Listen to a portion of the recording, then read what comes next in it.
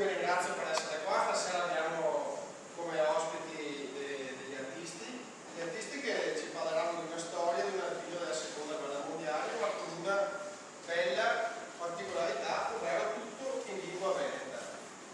Poi lo scrittore del libro, nel quale è stato fatto lo spettacolo, ci spiegherà perché. Com'è singolare il fatto che giustamente uno scrittore dica beh, no, vogliamo raccontare la storia in veneto perché non la scrivono in un'altra lingua. Ecco, da qua è nata la storia di Johnny, il libro di Eric, che saluto e ringrazio, e questa è la presentazione teatrale inerente alla seconda guerra mondiale. Io vi ringrazio, non vi tolgo tempo, vi invito già fin da ora al termine dello spettacolo ad un rinfresco che il Catalogo ha gentilmente offerto presso la Canonica, la Casa della Dottrina, immediatamente di fronte a questo teatro. Grazie e buona serata a tutti.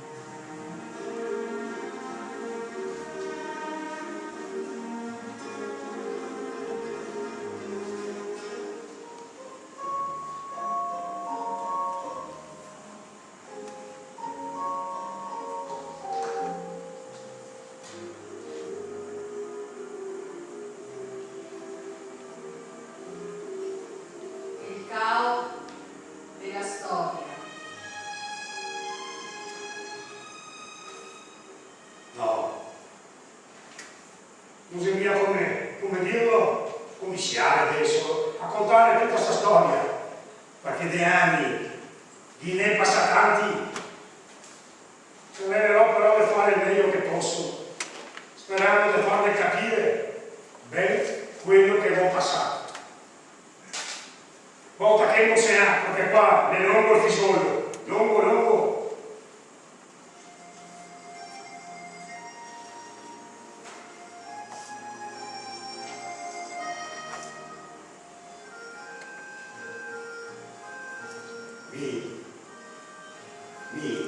Sono nato a Man il 17 dicembre del 1919. Mi pare Michele Toccato e era un contadino come la più parte delle gente allora. La sua famiglia, la terra originaria del Re Coaro, e era stato ancora occupato che sarebbe stato il nonno a fare San Martino. Lui era anni che lavorava qua a Man e faceva il casale dentro su una delle laterie che era in tempi paesi, là che era una starsetta, dove poteva dormire la notte, e sicché tornava a casa a Recoaro di tanto in tanto, prima che avere l'occasione, finché si era stufato di andare avanti in brio, Allora un bel dì pensate per portato dei monti a la moglie, i fiori tutti. Insomma, nel video posso farlo tempo perché hai da comprare tutti i campi, tutti, che erano della famiglia dei Delali. Ma ciò che i tempi, la terra, non la costava mia, tanto può fare adesso, ma.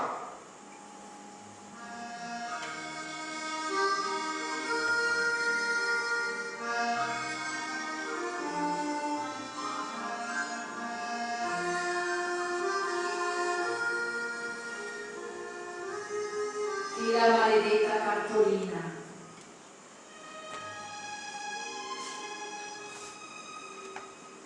La mattina, come tante, mi serviva la cartolina per andare via soldato.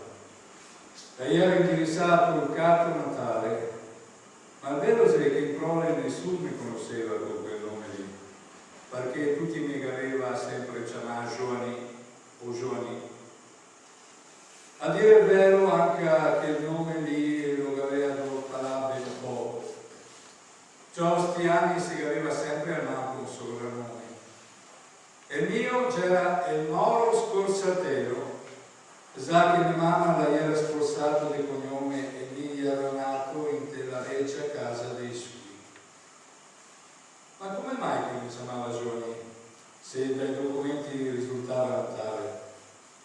Sto bagolo è successo perché quando sono nato mia mamma la sentava in chiesa e le aveva messo il nome Giovanni. Mio papà invece le andava in comune e mi aveva messo il nome in Natale senza dirgli niente a nessuno.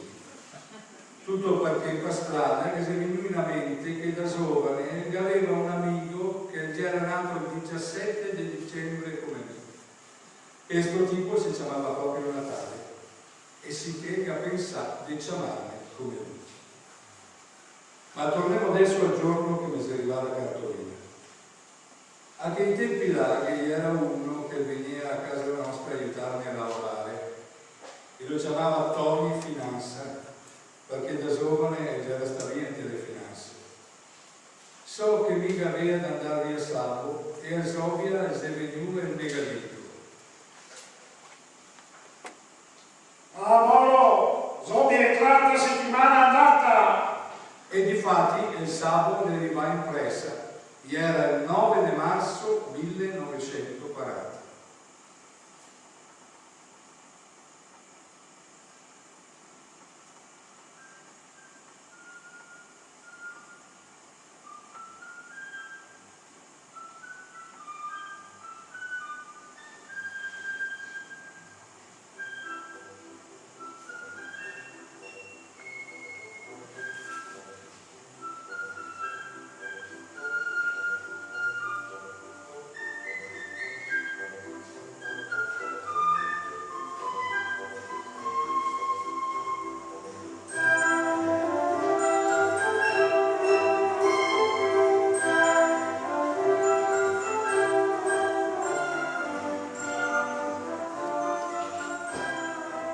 So che mi compareggiai sul partito di mattina con ora in treno. Appena arrivai a Vicenza sono andato al distretto militare. Maria Vergine. Quanta gente che c'era. Mi ricordo che c'erano splucati come le sardelle e mi ha toccato stare lì tutta la notte. La mattina a Rio i gascommissari chiamarmi per nome uno per uno. E allora ti sentivi che era che doveva andare a Bassano, chi in Trentino, chi in volta per altre città. Mi ha mandato lì sia insieme con un'altra ventina di tosati. Prima di partire, mi negadà una gavetta paromo col suo coercio, il piedone e un luciano. Sicché siamo andati via col primo treno e siamo arrivati lì sia che gli erano subito all'ora dell'arancio. Possiamo stare là. Io ho visto invece, li chiamavano così perché tanti si faceva crescere la barba lunga, ma magari che aveva solo 2 o 3 anni più di noi altri, che se la piegava sulla rama e spiegandole contro. Se quale morte, se quale animale, se quale morte! Sì che i negava andare subito dentro nella corte grande, i negava sei in rassegna. So So che l'AINEG ha fatto trovare via il Pieron che gli aveva dato il stretto militare di licenza disendole. Questo qua lo teniamo altri perché è un'arma pericolosa. Allora, cavaliere Covada, nervoso che mi ha fatto venire su. Ma cosa che dici tu? Che tocca ascoltare stasera e far finta di niente. Fatto sta che nega da fuori al rancio. Intanto avevo usciato invece che mi guardava e era Checco Munaro da Maran e Tony Poccio da Zamen. Quello che con questa casa che ha fatto su un capitello della strada per ringraziare il Signore di essere tornato in Rio sano e salvo dalla guerra. Mi riconosceva ben tutti e due, ma neanche a uno che veniva a salutare, non so perché. Dopo aver finito di mangiare, da un vecchio mi serviva 3 gavette da lavare. Sarà che era nervoso perché ne aveva fatto tornare via il Pieron, ma con questo arrivare queste gavette sono proprio da sopra il carro. E goccia in mano, le gottrate via più forte che dopo destro. E era già lì per terra e si andava via sgrenzando. E aveva fatto al banco 20 metri prima di fermarsi. E nessuno gli capiva il coraggio di fiatare. Ecco cosa che vuol dire non aver paura di niente. Sì che passava un paio di ore gli ufficiali ne cacciamai una giornata in mezzo alla corte. L'AINEG ha fatto tanto di discorso e dopo una piccola cerimonia ne ha fatto fare il giuramento. So che se monta sul palco un graduato non negarsi beccato. Non giurate voi? E tutte le reclute che ha risposto Lo giuro, lo giuro, lo giuro! sarà che c'era ancora Dio a vogliere da prima, ma so che lì appena ho visto la bocca e ho detto morì. Ma non mi serviva niente, perché sono stato in guerra compagno degli altri, si vengono a giurare. E sono fiero e orgoglioso di essere stato alpino.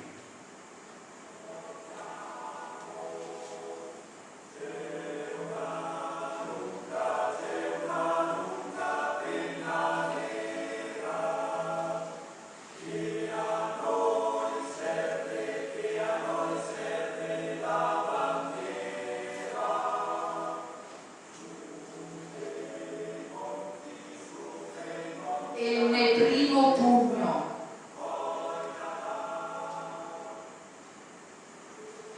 Un bel dì, aia ricamerata, sentava su una veranda, aveva mio amico Angelo, lo scodatore, e un'altra recluta di comini, uno per parte. Cioè a un certo punto mi è venuto avanti un greccio con la barba lunga, presero io lo chiamava. Non era mia una persona grande, di quelle che ti fa impressione. Si può dire che gli era una mesa caricatura a regola di tanti altri e se era sentato sulle fronte degli altri e che a parlare. Mi però a capire solo che le bestemmie perché parlava fuori. Mi ricordo che trasera torno la testa finché ne contava tutte le sue storie. A sentirlo pareva che fosse un gran personaggio e diceva adesso sta sul monte Canì e in volta per non so quanti altri posti. Insomma, dicevo che se la sei a tanta importanza anche a massa per i miei gusti, gli sbruffoni non mi sei mai piacesti.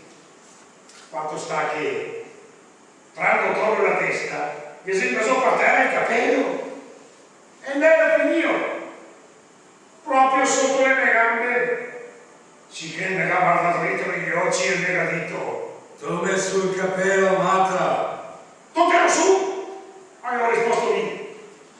Ma scassema neanche, dirgli un'offesa così a un vecchio. Lei le va in piedi, ha aperto una bocca che pareva che volesse mangiarmi. E ora sono levato in via anche lì. Prima che potessi capire cosa che gli era dovuto succedere, aveva un destro di quelli potenti. So che indosso, aveva la fitta di tira che la mia era bella comoda. Bene, la sera discussione tutto attorno, se era stata cassona per la spallina, e avevo da fare un bel tocco di tardi per insomma sto presero e da finire la sola l'altra figlia più grande e se grave per te che la schiena e catturato sulle gambe per aria. Ma non la fate neanche ora di morale su partera che sono i malanca lì. Allora c'è qua subito la storia. Fatto per dare in alto le più forte. Intanto però uno me la c'è parte del Rio. Cioè, e ieri il sergente maggiore Cosolini dalla zona di Udine. E ieri la mia classe del 1915 mi è passato voto Coparro e negati mandare. A me l'ho solo difeso e l'ho risposto lì. Ma la se sta una bella difesa la mia, sa io. Cioè, che sarà anche perché 6 volte diceva, una volta diceva che se piaciava un pugno da uno dell'artiglieria di montagna. Non so se sia un castigo di Dio o una pedata in burro. Ci sta proprio da quel bavo lì, chi ha scommissato non se ne, là in caserma. E da quel momento lì, Tosolini, e che attaccate gli armi di roccio, ma in fondo non era sempre modesto un gran bene, più che altro. E si fidava tanto di me. Infatti io la ricordo che possiamo stare via in guerra tante volte e che aveva coraggio di prestarmi la sola voltera quando mi toccava di andare in volta per l'illustrazione, la sola voltera.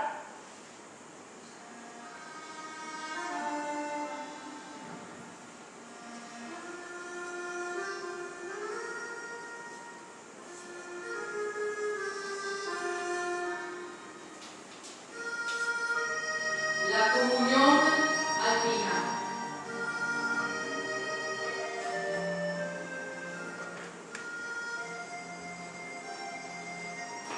Non gli era passata neanche a 8 dita il pugno che avevamo là per esempio, ma invece mi aveva perso il coraggio. E tanto in tanto ti sentivi dire: Mate, guarda che abbiamo messo le fette delle patate in moia te la seggia piena del piso del busso. Ma cede che se presto qua la vostra ora. Agosto più tardi che gli metteva calzare da vicino e ogni tanto gli faceva una sbissiata e le voltava una ad una. E il bello è che gli ufficiali sapevano tutto, ma non gli diceva niente perché già era d'accordo con i vecchi. Una volta avevo sentito che diceva: Noi vi spremiamo di giorno, voi vi spremete di notte. Sicché la sera, dopo che aveva suonato il silenzio, abbiamo sentito suonare l'allarme. Ciò seguiamo tirare su in presa e seguiamo guardare in termuso dicendo: Ciò, non spiegare cosa dice adesso, cosa dice adesso. Intanto si va a spalancare la porta doppia in fondo della camerata e si è venuto dentro 5 veci.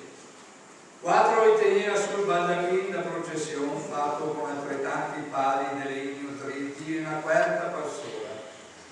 Sotto questo baldacchino gli era l'ultimo della squadra con un solo bianco a fargli da mantello. E ma questo che aveva la seccia mesa piena di quelle famose fette di patata. Visto così, a me girare sulla sinistra e ho visto tutti i miei compagni di senoccio in fondo alla branda con le mani giunte. Continuate a vedere anche un certo Bortoloso da Vicenza, e il microscritto che sarà sta 10-15 kg più di me. E so che aveva il naso schizzato perché faceva pugilato. E allora questi 5 briganti e si è andato al primo della fila che gli dà in bocca la fetta di patata dicendo: In onore del terzo montagna, già questa patata è buona. E lui l'ha tolta come se la fosse una particola. Cosa che tocca vedere la gamma aveva fatto una faccia triste e mi ha fatto infine il peccato. A fame, non si vede. Fatto il primo, gli si è passato il secondo, sicché si è arrivato a me che era il terzo della fila. Mia era stato fermo che tu buttai in zonte la branda. A quel punto uno dei 5 mi fa una domanda. E ti? Ciò che aveva una faccia da sciaffi che non ero ancora presente qua davanti agli occhi. E mi sto ben così, che ho risposto. E ora, invece che una, te che le già pugliese? Se per disgrazia era in pieno che sparagnava un cassocco neanche se credeva di portarmi via la testa. So che lo cominciava a mettere su le gambe dalla branda per levar su. E intanto pensava fra me, adesso appena che sono in piedi, qua succede un finimondo. Con la mano mettendo su la ringhiera da dritto della branda e si che mi polmia a venirmi alle spalle. E te vedrai che appena che il primo il ciapo un destro fisso, di sicuro mi viene via vicino perché ne porta via altri insieme. Un po' veloce, perché aveva visto anche un moschetto di fianco di me. Ma non voleva neanche parlarlo perché aveva paura di copare qualche luce. No che mi mancasse la grinta, ma di sicuro non aveva mia voglia di passare tutta la vita dentro su una galera. Finché lavorava a levar su il sergente maggiore Tosolini il megadito e il mega tirà un burro. Per la carità, lascialo stare, lascialo stare! Si vede che aveva capito che era pronto a fare un macello, sicché che si andava del colpo da quello dopo di me. Passando uno dei cinque, mi guardava dritto negli occhi e capì il coraggio di dargli una scarpata al cavalletto della membrana. Che tu visto? E il megano mandasse per disgraziato. E allora gli ho fatto vedere i denti, ma che manca poco che saltasse addosso. A quel punto che salì arrivato un destro che per lui proprio non le voleva. E così che ha fatto tutti verso comunione, come dei poli pandoni insuminei, tutti fuori che me. Ciò un poco che fosse stato curioso da preoccupare anche della soldato, un poco che fosse sta selvatico il mio, fatto sta che mi era pareggiato tutto. Se per quello che i miei compagni d'armi mi chiamava Giovanni senza paura.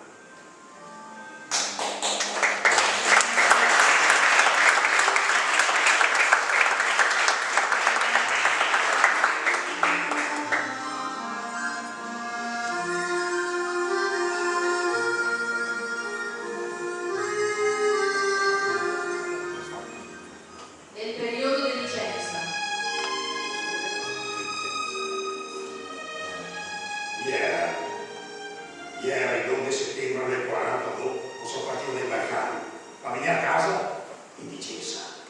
Era 2 anni e mezzo giusti che era via. E la mattina via in Maule, siamo partiti a corsa come due lievoli a passeggiare in mezzo ai boschi. O se voleva in fondo, abbiamo cattato il cambio che rispettava. Siamo monta su, ne camminava a Cataro. La siamo stati 5 dì prima di imbarcarsi. Me ricordo che una sera mangiamo su quante sardelle e di notte per svegliare che era una sera rabbiosa. Ci che sono da bere alla fontana che però non la pisava neanche. Gli ho portato uno che mi ha detto che già sarà di notte. Allora sono andato al porto e mi avevo sguardato la bocca con l'acqua le mani. A Cataro gli era pieno di gente che andava e che veniva. Un colpo mi negato a mandare a mia studiativo per andare a dare una mano in cucina. Sì che mi ero detto al Maule: ascoltami Rino, se meglio prendevo, devo. Difatti, da là, io mi porto via quel tocco del formaggio morale. So che lo tengo sotto bene dentro sul segmento. Ai 7 di settembre, alla mattina buon'ora, siamo imbarcati. Alla fine siamo potuti sbarcare al porto del fiume. Dai legati di fermi un paio di settimane prima di mandare a casa per vedere se gli abbiamo sangue o malà. Appena che legavamo là, abbiamo cercato il primo treno, siamo partiti. Siamo arrivati a Vicenza che era notte fonda, sarà sta mezzanotte o un voto, e non era più coincidenza per schino, ieri non c'è petto di alpini e so che siamo andati a bere a bar della stazione e da uno che ha detto credevo su a Montebello. sì che siamo là, tanto posato arrivo da fare, là seguimos sentati fuori sui scalini della chiesa, si mostrava il poco e finché seguivo intorpessato. La mattina Rio, era il 29 di settembre del 42, via il Maule, seconda stazione dei treni, che era appena spuntato il sole, che faceva il primo treno che andava a schio, e possiamo attraverso Chiene e il Maule negadito. Ma non te smontare a mia Marano? Vieni con me fino a schio, andiamo a bere un po' alla grotta, ai avanti, sta a farti pregare. Allora siamo smontati io. So che era pieno di gente lì di fronte alla stazione dei treni. Fatto sta, che siamo da dentro sta osteria, al di là della strada, e subito, più degli altri, più dentro tu, della mia contraria. Gli era Tony Pasì e suo papà. Tony, gli era un bocciassa, che aveva più 16 anni. Gli era dei vestiti così murali, immediatamente da dentro, sicché gli era venuto a salutarmi. Dentro là gli era 15 che suonava l'armonio e un palo da ferrovieri. Gli altri a seguirmo guardare sopra il muso e che motiva fuori. E formai la rana del segreto. Bene, abbiamo cominciato a parlare da prima ai cani, ci eravamo tutti quelli che via dentro e che non mangiavano, che seguivano in briano. Così sta verso il mezzogiorno e il Maule. In un catrato sulle piede sulla barriera che andava verso Vali e sopra paese mi invece legarmi a casa Tony Pasì sul fermo della sua bicicletta a ieri regali sacrati. So che non ne vedeva neanche a 4 metri fuori dagli occhi. A me pareva che fosse una linea fissa di quelle che ti potessi tagliare il corteo. E insomma, io da onesto che si arriva a casa. Senza pressa di partire. 2 o 3 giorni dopo che eravamo venuti a casa, mi capita giù il Maule, che a volte è megalitico. Sento che sei venuto a casa per comprare la Francia. Mi non l'avevo mai visto prima di adesso. Perché adesso sta via a lavorare. E allora siamo andati subito dai carabinieri che era scritto al nostro comando. In risposta a questi negavano andare su 12 di licenza straordinaria, oltre a quella che già non doveva fare. Ben, dico dentro me, non stava veramente lì, no. Ti aspetto volentieri, non mi appressa ad andare via. E così ho fatto. Sicché a sotto casa anche a me 12 del mese di licenza che ne aveva dato. Siamo partiti per tornare in guerra il 10 di novembre del 1942. Corso da fuori dalla porta di casa, messo conto su un bossone di vin grito e un bel tocco di pan biscotto. Ho ciapato il treno alla stazione di Maran e ho cattato il Maule che già era montato. Quando che siamo arrivati a Vicenza, già che avevano da aspettare la coincidenza, siamo andati dentro al bar della stazione. Là che abbiamo ordinato a bere e finito quello che ne aveva portato, avevo tirato fuori anche nel bossone. A un certo punto avevo pensato di andare a casa una cartolina. Allora l'avevo comprata e da Dio avevo scritto arrivederci presto, senza neanche firmare. Dopo, per finire il bossone, do guia fuori un poco di vino sopra la tora. E cosa ho fatto? Ho ciappato il bicchiere rovescio, ho bocciato il vino e ho fatto il timbro dal rio della cartolina. Fatto sta che la si arriva a casa io stesso. E era proprio matto come un cavallo. Sì che abbiamo ciappato il treno. So che abbiamo fatto presto arrivare, no? Come quando siamo venuti a casa in Vicenza E ora mi pareva di non arrivare mai.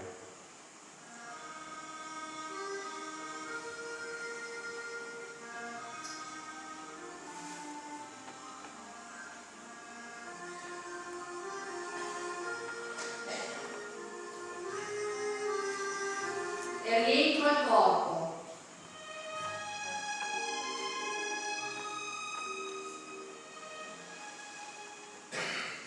Finché lì e Maure erano casa di Vicenza, i nostri reparti erano venuti solo dai Balcani, erano tornati in Albania, perché la situazione in Montenegro non la si aveva mai quietata.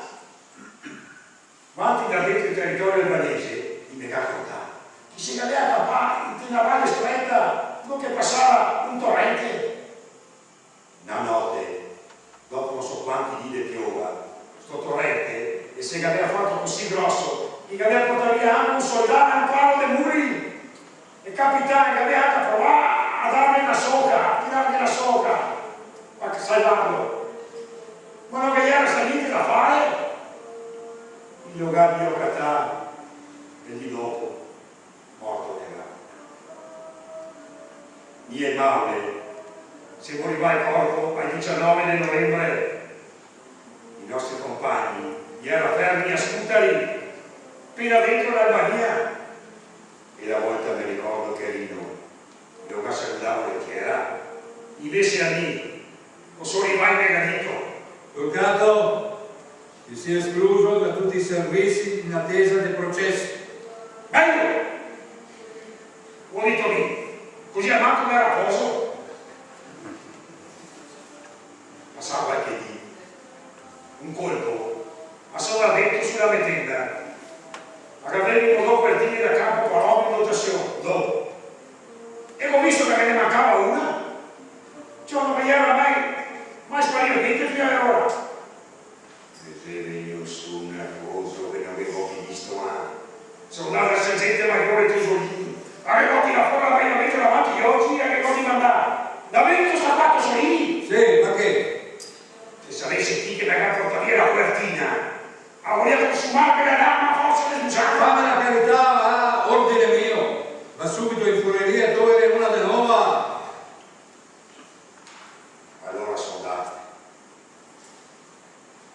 Da davanti, avvocato un giovane tenente, che corvenia a passare un reggio e da ormai a camminare era passata in categoria. E si metteva subito sulla tenda per salutarlo. E era poco più di un bocciassa, ma era stato tenente perché si occupava, era generale in Russia. Sicché mi regalava una quartina nuova e la si finì lì. L'8° giorno dal mio rientro al corpo, finalmente mi cacciamava a porto. Allora sono andato al colonnello e ho battuto sulla porta. Davanti. E il megadito, stando dentro. Sicché mi ho aperto la porta, sono verso di lui. Le prime parole che il megadito disse state. Per coraggio ciò, con che faccia io che ti presenti da me. Ciò, mi aveva visto che gli era venuto detto senza paura, con mezzo sorriso sulla bocca. Cosa credete? Che fosse tra l'ara che mano? Avete mica figli da ridere? Te lo sa lei perché te lo c'è una qua, vero? Oh, di preciso no, signor colonnello. Ma te lo sa lei manco che ti si vignuso dopo se vide tanto o no? Sì, signor colonnello. E ne avevo visto pentio? Ma ti si sta a casa? Avevo visto pentio, signor colonnello. Devo essere sta casa ancora? Allora ciò è s'accaparato. E ne si vicino con l'occhio negativo e ne casa del caso per l'uso. Sento che potrei mandarti a Gaeta sotto processo! Maria Maria Caro, signor colonnello, di Gaeta di qua, tutti lì volti a soppettare. A quel punto e si era quietato. E ha cambiato espressione come dal dia alla notte e mi ha battuto sulla spalla e mi ha detto Lo so che ti sei un bravo soldato. Continua così.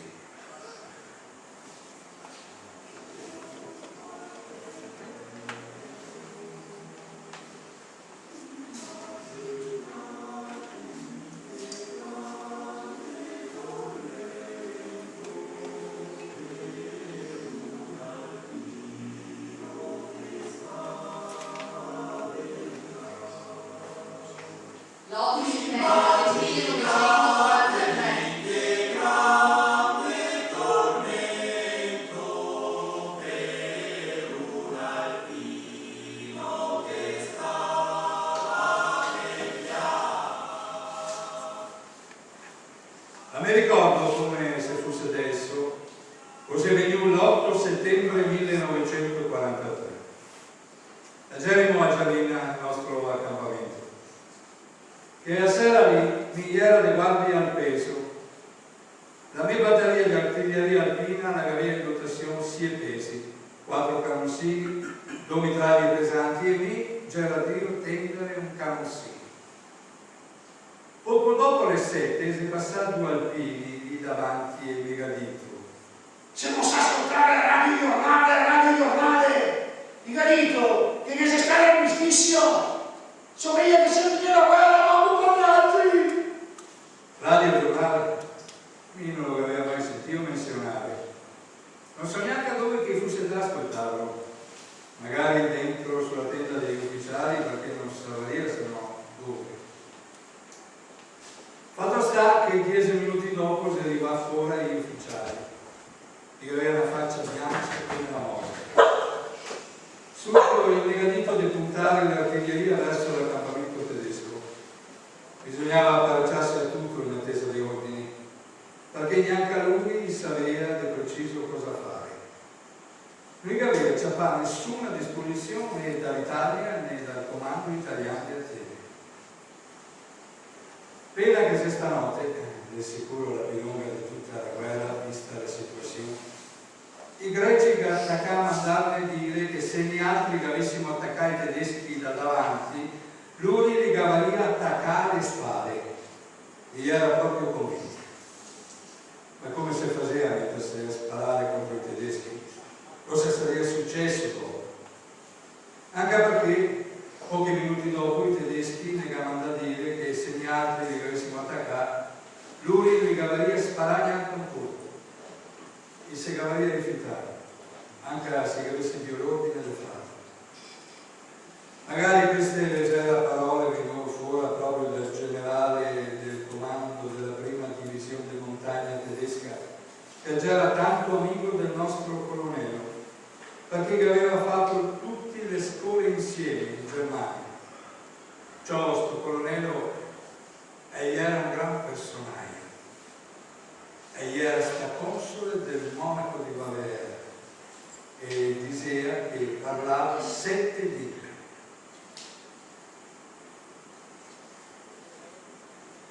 La cattura. E dico io, alla mattina non riceveva l'ordine di pareggiarsi, parlare in Italia con tanto di carta fatta da generale tedesco, e si che mancasse degli ordini superiori, e con la speranza di tornare a casa il prima possibile abbiamo versato le armi sul piazzale e se abbiamo pareggiato la partenza. Abbiamo potuto tenersi solo lo sciopero con ogni squadra. Agli ufficiali invece, gli che cada sattinella di Volterra, bene o male, abbiamo fatto quello che avevano detto i tedeschi, perché si fidavano ancora di lui. Ciò, che avremmo combattuto insieme fin dal di prima, cos'altro potevamo fare? L'ordine di partire ne si arriva ai 13 di settembre. Allora abbiamo tolto su le nostre poche robe e seguiamo incamminati. Seguiamo a portare i muli e anche un bel fiato di vacche. E quelli che abbiamo sequestrato una volta per le campagne sono degli ultimi rastreamenti. Abbiamo formato una colonna lunga di una strada. Saremmo stati 8 e croce, 2000 soldati. Mi ricordo che tanti civili greci mi sera andavano a andare via perché aveva paura di restare là soli con i tedeschi. Da Gianina siamo andati a Florina, abbiamo fatto pile d'odese dei 200 km a piedi, 15 di Negliaio, 200 km. Si camminava più che altro le notte, perché mi dice che gli hanno caldo che poi adesso fanno. Arriva a Florina, i nostri ufficiali, gli legavano 2 greci del posto, le bestie che gli erano restate. Whisky, i cacciapaghi non potessero comprarsi qualcosa da mangiare, pagliaio, perché non ormai le nostre scorte le toccava scasegliare. So, chi ha tutto più che altro pan, perché costava poco e si conservava meglio. E si che c'è qua il treno, dopo aver consegnato i tedeschi anche le poche rivoltelle di giochi che ancora avevamo con gli altri. siamo montati sui vagoni che si adoperava per portare in bocca le bestie. In 60-70 ognuno. Siamo stati a sedere in treno prima di arrivare alla destinazione. Mi ha fatto fare un giro della Meola, dalla Grecia. Siamo da dentro in Jugoslavia e da lì siamo passati per la Bulgaria e poi la Romania e poi l'Ungheria, finché siamo arrivati in territorio tedesco in Austria. So che un colpo, finché ero in Romania, il treno si era fermato sulla stazione e lì il mio amico Rino è mega fatto. Che sei un borghese qua fuori, il mio marito che regalano vestiti da darmi se volevo. Demo che ne mostremo, siamo qua. Sentirlo so meglio che sia menarme drio alla prigionia. Ma intanto se partiva il treno, se non era facile che fossimo sempre solo sul serio. La galera delle distese, delle campagne che nessuno negava via a Catà, ma se avessimo sta buoni dopo da via a casa, non so come la sarei andata a finire. Possiamo stare a Innsbruck, in Austria, e il treno, invece che girare in su verso l'Italia, e che girare su per la Germania. Questa allora che i nostri ufficiali, che da ormai che aveva mangiato la foglia, gli ha capito il tranello che ne aveva fatto i tedeschi, altro che portarmi a casa in Italia. Gli che non capivo da essere prigionieri. Se non avessimo sesto prima di sicuro, perché io dovrei provare a scappare. Ma da ormai, ieri mi manca la foglia. C'è stato questo imbroglio di legame dentro in Germania.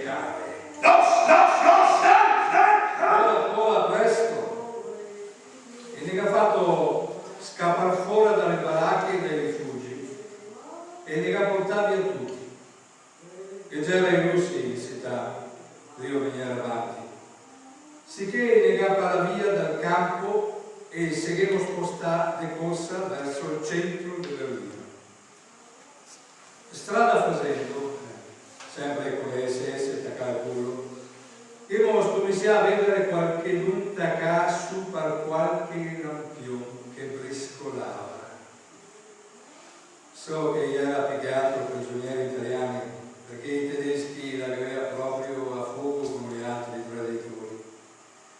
E allora lì che aveva paura di fare la stessa fine, che godito un paio dei miei compagni. E mi scondò, perché qua in coppa prima o dopo. Fatalità, siamo passati di fianco a un palazzo e era altro che murase in piedi, ma in mezzo alle macerie. Voltiva a vedere un buso per andare in camera. E allora, approfittando della confusione, sono scappato a nascondermi. Alla fine saremmo andati in quinta se presa poco. Siamo stati 3 dì, ora ti sentivi la fine del mondo. Al terzo dì ho pensato, aspetta, che devo vedere come era la situazione. Sicché sono andato fuori insieme con altri 2. Che siamo andati in bocca alle SS. E era 5 siere che aveva il mitra spianato. Ma che si scotti di guardare sotto i russi a sparare contro degli altri, vero? No, dico io. Non lo sapevo neanche dove andare e se che mi riparare qua.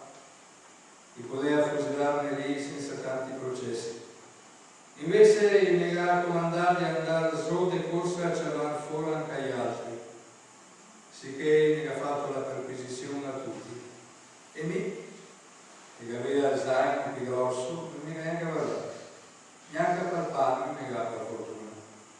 C'ho dentro aveva spunto la carne che aveva portato fuori dalla macelleria. So che parlava solo con me, forse perché da ormai mi arrangiava abbastanza bene a parlare tedesco, o magari anche perché mi vedeva quieto, senza timori. Invece che già quelli con l'uso, quelli che tremavano dalla paura tanto da somigliare delle spighe. Per forza che aveva più fiducia in me. Da lì ne cammina via con lui sempre di corsa. So che non attraversava un boschetto e intanto si sentiva tutta la sparatoria. A un certo punto, rineso a questo boschetto sulla sinistra, che non poteva sentire tutto un sbeccamento. Pareva che fosse servito a fare l'arma bianca. Erano i tedeschi che combattevano contro i russi. Da ormai era arrivato a fare il centro di Berlino. So che là e si sparava da una finestra all'altra, con tutte le armi che si aveva a disposizione. Finché correvano, si è andato su una scarica di Catiuscia a 30 metri davanti di noi altri. La gas spaccava non so quante piante e gli altri dopo siamo passati proprio in parte lì. Passando, che rompetta dritto a una bacchetta e si andò sul capello dell'alpino. E ne aveva lasciato gli altri non erano prigionieri. Ma chi sì che si aveva fermato proprio su, neanche armato. E allora sarà per terra. Ciò sta 40 metri più là, si è un'altra carica di Catiuscia, in te stesso punto. Ma gli altri siamo davanti senza mai voltarsi, finché siamo arrivati fuori dalla boscaglia, sicché siamo a nascondersi dentro le prime case che abbiamo trovato.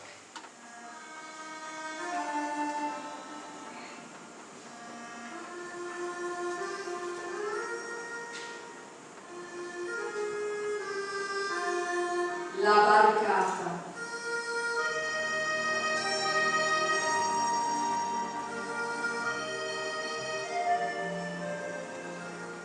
Siamo stati sconti qualche dì. Vuole essere che aveva bisogno di fare qualche lavoretto. E veniva a chiamarmi un dì. So che l'esecutore e mi ha mandato fuori a fare una bancata in mezzo alla strada. Cioè, da solo che ieri morianti, che era abbastanza quieta ancora, ma che ieri i carri armati russi più avanti in pressa, così non sta là. Dico buttare l'occhio e ho visto che era una bella pria interfosso, prima la strada. Ma aveva come due corpi dalle parti, sicché la pareva forma apposta per la sala. Allora sono andato, ma ho fatto tanta fatica a tirarla su perché la pesava un poco, di più un quintale di sicuro, ma sono stato di portarla su me stesso, sicché l'ho incontrata in mezzo alla strada. So che uno di quelli delle SS, che ieri era lì che mi tendeva, e che aveva la mente a tutto quello che gli era successo, e che aveva pensato. Ma che forse caro sto qui, perché mette tutto sto impegno, di sicuro di uno dei nostri Fatto sta, che lei mi di fianco e mi ha guardato dolci spara, sicché mi ha dato una sigaretta.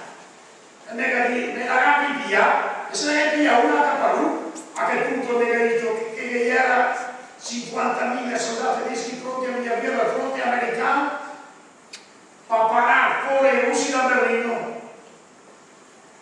Invece di lì a parte di si sta finito tutto guardato e mi ha fatto peccato a guardarlo perché mi aveva una faccia spacca da sfigurata. Si vedeva che era un uomo finito dalla fatica e dalla paura di vedersi ormai in bocca del nemico e si è messo a parlare con lui come se fosse stato il suo compagno d'armi o uno di famiglia, non un prigioniero. Ciò chissà che fine che gli ha fatto dopo. Non su patate. senza far fatica. In ultima, verso la metà del settembre del 45, Aiello resta senza braghe da Romaia, forse del Taconale su. Ciò ogni volta che si rompeva mi rimetteva una bella pessa decorata sola a sblego, perché faceva la cositura par sola con la buccia e qualche tocco di fin de ferro. La faceva come che poteva, ma intanto mi mangiava su.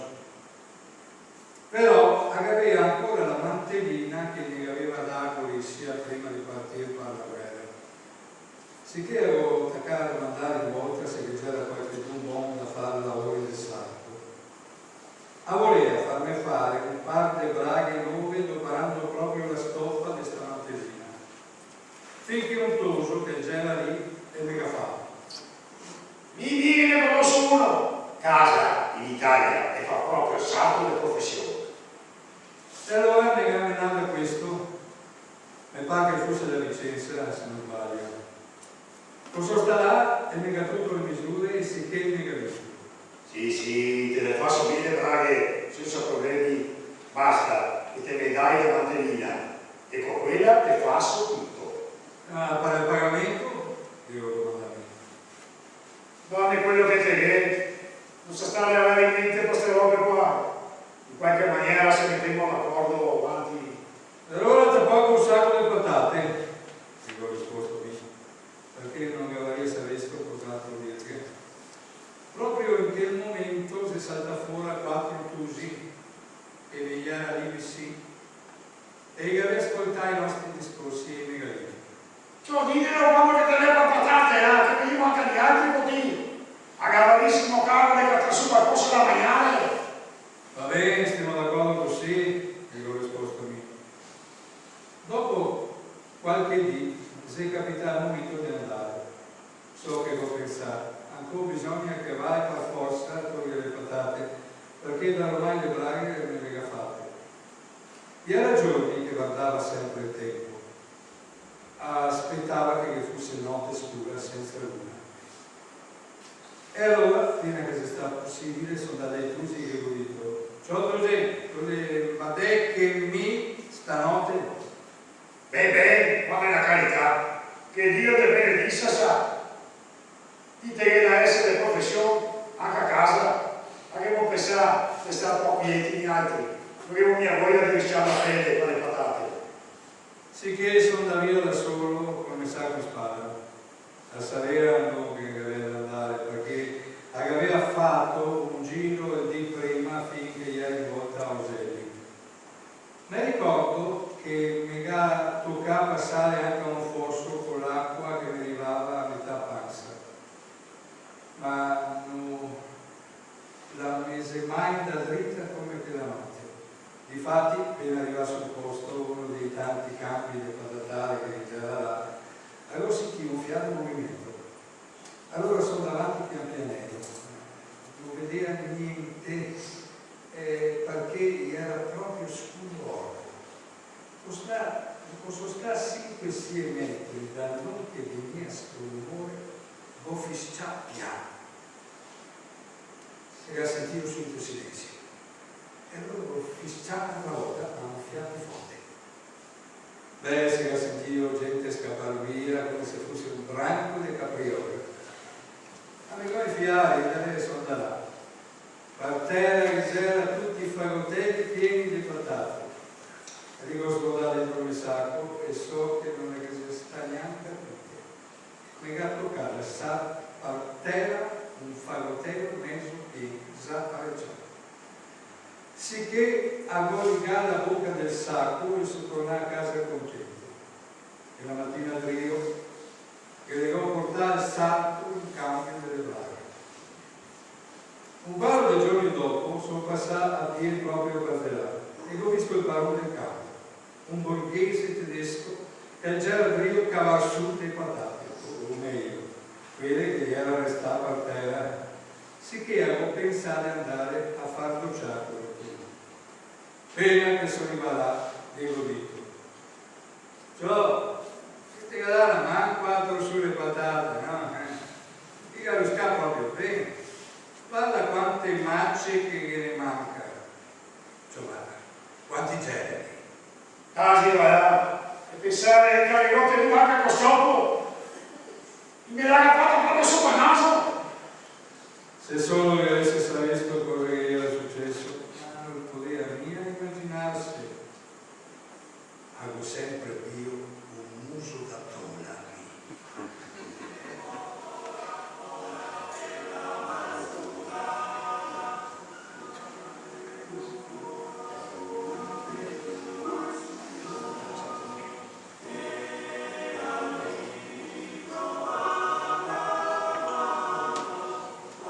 Fermo sul primo scalino. Su, alla stradetta di casa mia, ho cattato il fratello Debbie, e gli era anche Tony Finanza insieme con lui. So che gli era io caricare su le uomini, su un carretto, col forcone. Quanto contento che le state vedendo. Insomma, dico da cacciacolare con lui. Ho tutto quello come fratello Debbie, e magari mi dà a sto Tony Finanza. Ma chi sei lo stomo qua? Lo conosci tu te? Si vede che non è neanche conosciuto, ciò, e gli hanno mocito ancora, mi mancava la casa da 3 anni. Sicché Tony Finanza mi ha tratto via il portone e che aspetta. Lui dormia che era tuo fratello, è moro. Mi ricordo che mi goffa Marina Cianta, perché aveva paura di dare casa. Era una roba che aveva desiderato di più per tutto il tempo della prigionia, e adesso veniva che non aveva neanche il coraggio di mettere un piede dentro la porta. So che sono aperto un topo, il primo scalino, neanche a volte muovermi. Ma dopo avevo deciso, perché la mia massa voglia di vedere la mia famiglia. Beh, quindi ne visto venire dentro, mia mamma la sera messa a piangere. Mio papà invece, e da su di cano, a tutta la pesca del limone. Dopo, e caccia la casa nostra tutti i guidi che la incontrava, fanno festa, tutti.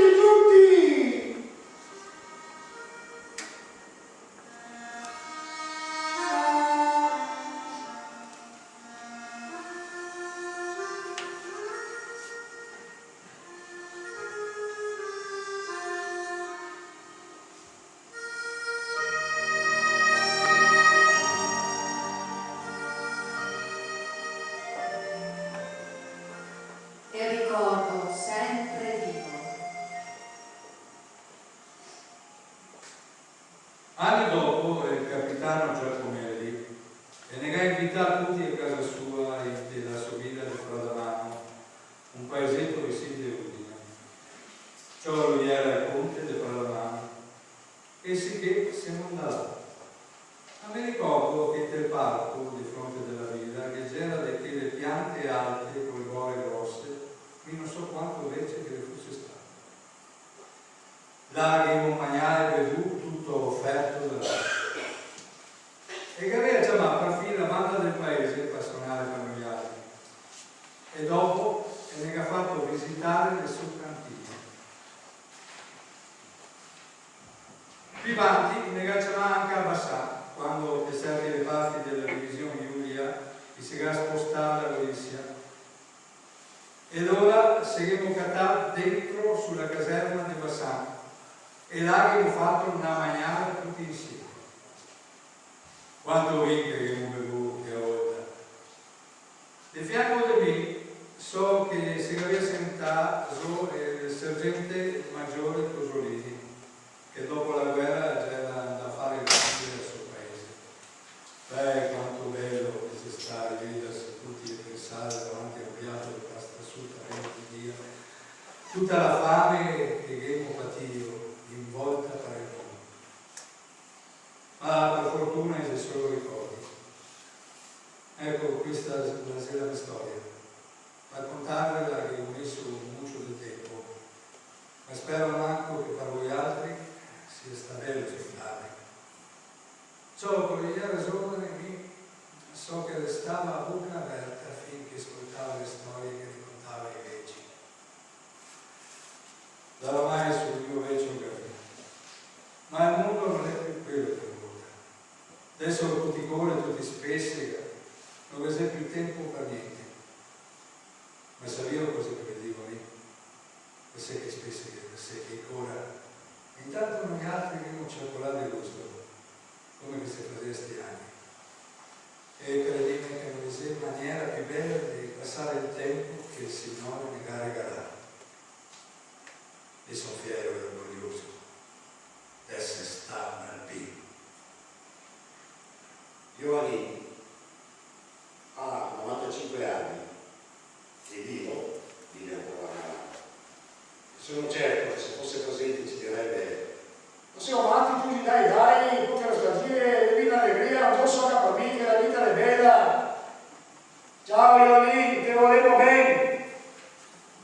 E qua è presente anche il suo nipote Eric, che ha avuto l'idea di scrivere sulle mogli. Ovviamente nel libro ci sono molte altre cose, quindi noi abbiamo fatto una ricostruzione anche d'accordo con Eric, però nel libro sono cose interessanti, carine, belle.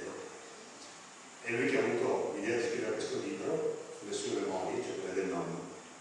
E con lui, se volete, potete fare anche delle chiacchiere, non so se volete venire qua, però io direi di salutare Giovanni con il suo inno, con l'inno di nostri alpini, e quando è il momento ci sono sempre e sanno esserci.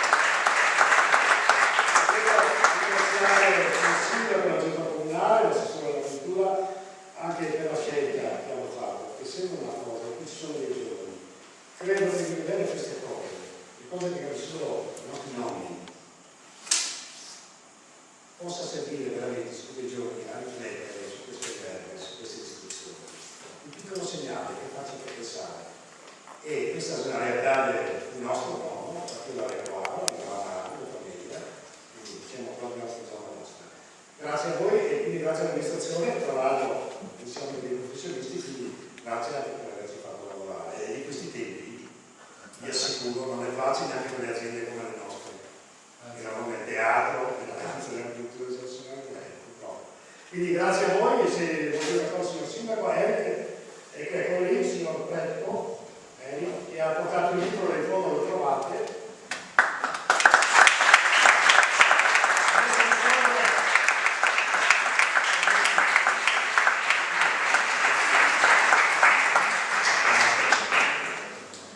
Cioè, preferivo la sessione della cultura, ma va bene. Una bella signora. I gusti sono gusti. No, io veramente vi ringrazio tutti, ringrazio il sindaco e l'amministrazione che ci hanno permesso di essere qui stasera. Volevo, per integrare quello che giustamente aveva detto il sindaco all'inizio della presentazione, leggere quello che ho scritto sulla prima letta del libro, che vi dà proprio l'idea del motivo che mi ha portato a scrivere questo libro in questo modo. Qualche anno fa ho scominciato a darmi tutte le storie che mi contavano i nonni. Non so neanche dove sapevo. Mi pareva quasi che la mia coscienza me l'ordinasse di fare. Da una parte tutto Castelopolo perché mi dispiaceva che le sue memorie andasse perse, ma non già era niente di più. E già era qualcosa di più profondo, che allora non capivo. Fatto sta che, tempo dopo, mi ho catturito un bel pacchetto di pagine scritte per dritto e per verso, mese scavalciato. Esiste lì che guardandole, ho capito perché mi c'era venuta idea. Non c'era mia solo quelle storie del mio nonno che voleva tramandare, ma anche il modo di parlare, tutte quelle espressioni che lui parlava e che mica ormai non c'era più abituato a sentire.